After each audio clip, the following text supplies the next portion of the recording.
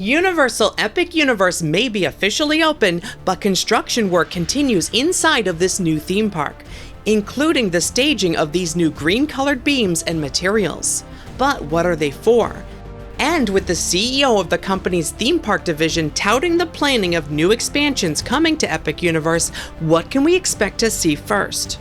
Plus, we have new story details for Celestial Park, original soundtrack releases, and more in today's news update. While we have been tracking some expansion projects for Epic Universe since its grand opening back in May, there has been yet another recent development on the ground in one of the expansion plots. Thanks to new aerial photos by BioReconstruct, everyone has been asking what these new bright green beams and building materials are for. Guesses have ranged from a new Wicked expansion for Epic Universe to a new Slimer-themed Ghostbusters ride at Universal Studios Florida. But the leading theory is that they will be used here for something at Epic Universe, and it won't be for a new attraction. According to our best guesses, these staged elements appear to be pieces of a new wall to be constructed along this side of the park. This new wall may be similar in construction to the massive barrier at the edge of Hagrid's Magical Creatures Motorbike Adventure in Islands of Adventure. You can even see how similar beams were used in the construction of that wall in this photo. It appears that trenches may already have started to be dug along this side of the expansion plot where these elements have been staged, behind Stardust Racers. While the beams are most obvious in these photos, we can also see piles of wall panel pieces to be installed between the supports. These elements could be combined to create hundreds of feet of walls, and tall walls at that. This possible example by Tommy Hawkins shows just how big a wall that could be created using all of the elements staged here. The groundwork that may have already started is at this edge of the park that runs along the nearby water treatment plant.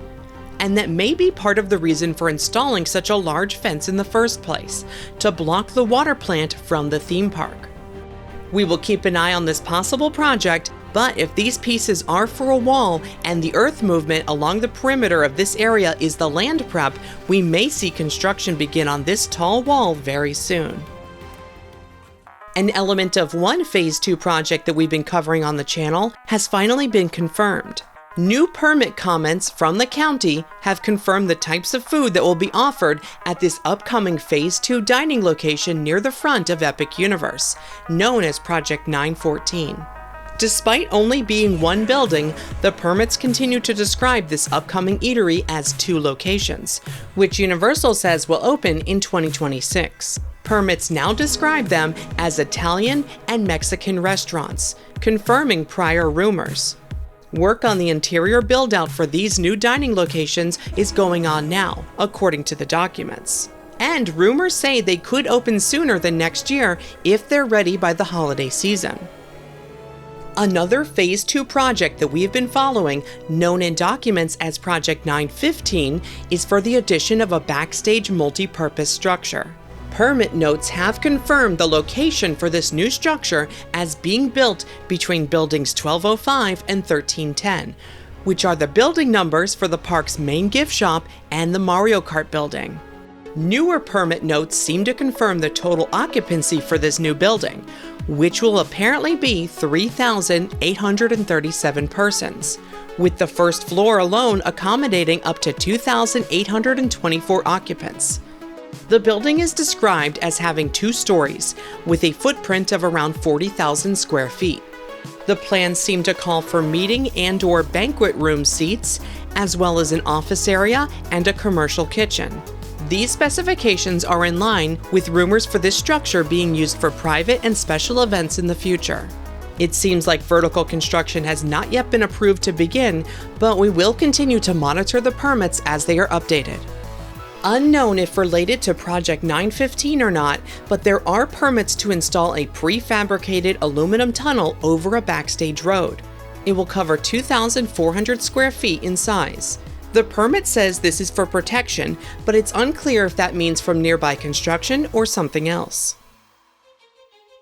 With so much work happening at the park that is not related to new rides, the good news is that the chairman and CEO of Universal Destinations and Experiences, Mark Woodbury, continues to give fans hope for the future of the park.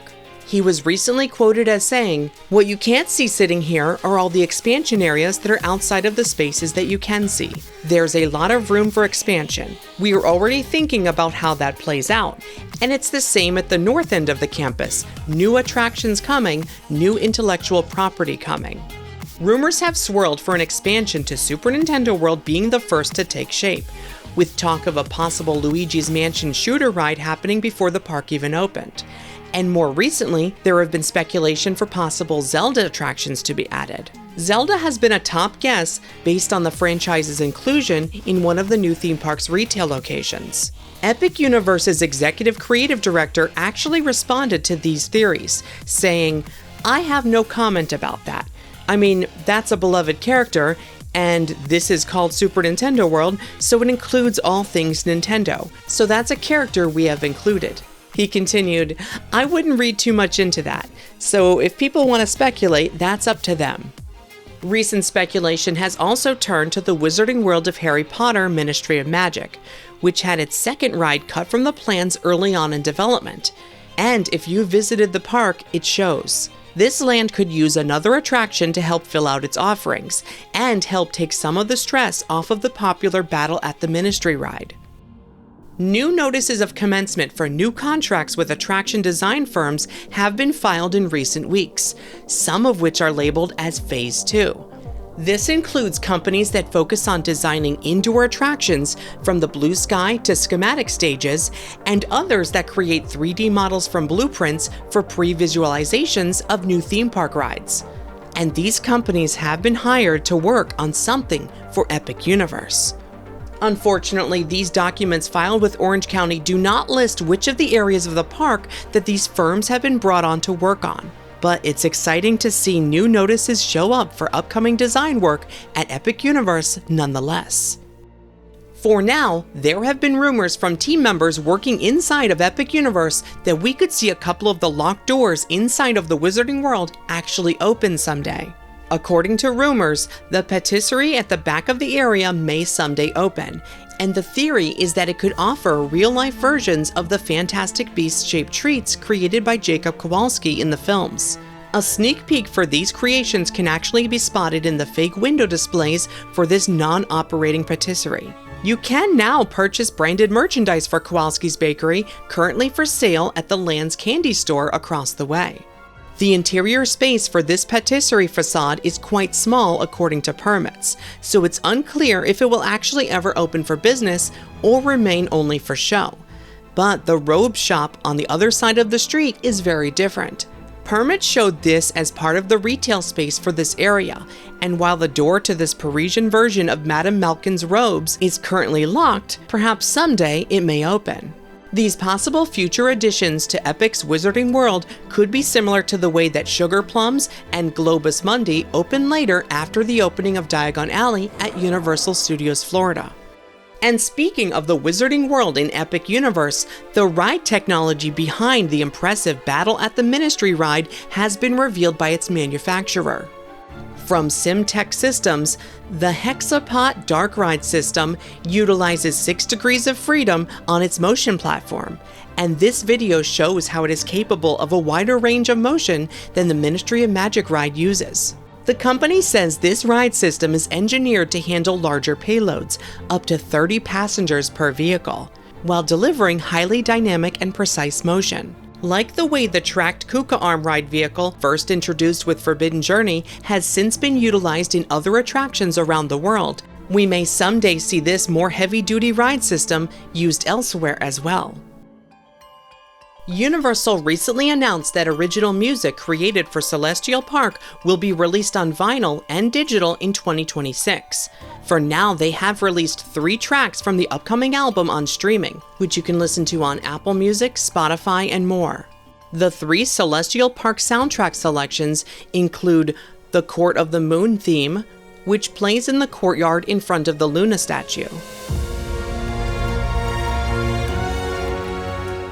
Majestic Rising, reprise of Apollo, for the statue at the back of the park.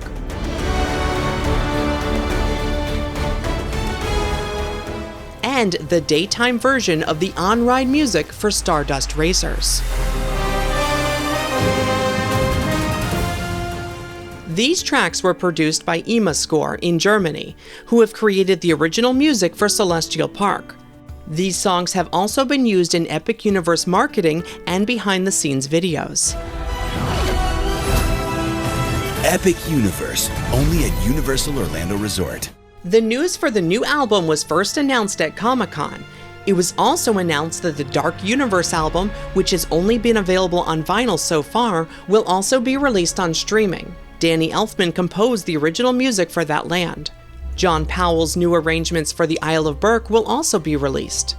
Not much else was announced at the panel for Epic Universe at Comic-Con, except for one interesting thing for Isle of Berk. The extremely popular mac and cheese cones will see a special variation with turkey released this fall. In addition to news on the original score for Celestial Park, this month saw Universal's official blog drop new lore for Epic Universe's original land.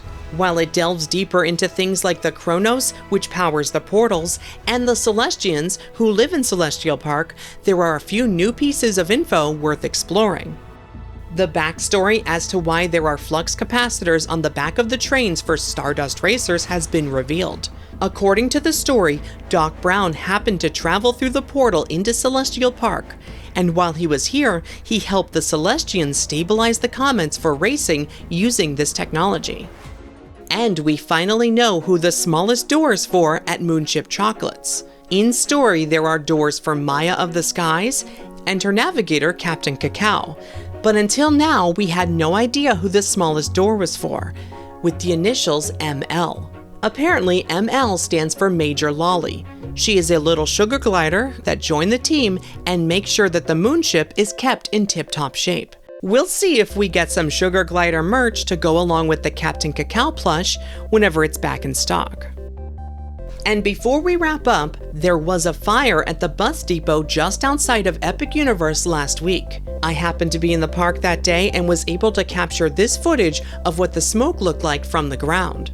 Luckily, no one was hurt, but 2 buses did catch fire while parked at the station located outside the park just west of Kirkman Road. BioReconstruct was able to get photos shortly after the incident, which gives you an idea of just how serious the fire was. Thankfully, firefighters were able to get it under control quickly, and again, no one was harmed. That's all for now, but be sure to check out our recent deep dive into the new planning documents for the new Universal theme park being built in the UK. We will be following that project from the very start, just like we had done for Epic Universe. If you like what we do, consider joining our Patreon. There are exclusive podcasts you can only get there, as well as behind-the-scenes posts before each new video. Patreon.com/themeparkstop. Thanks for watching. See you next time.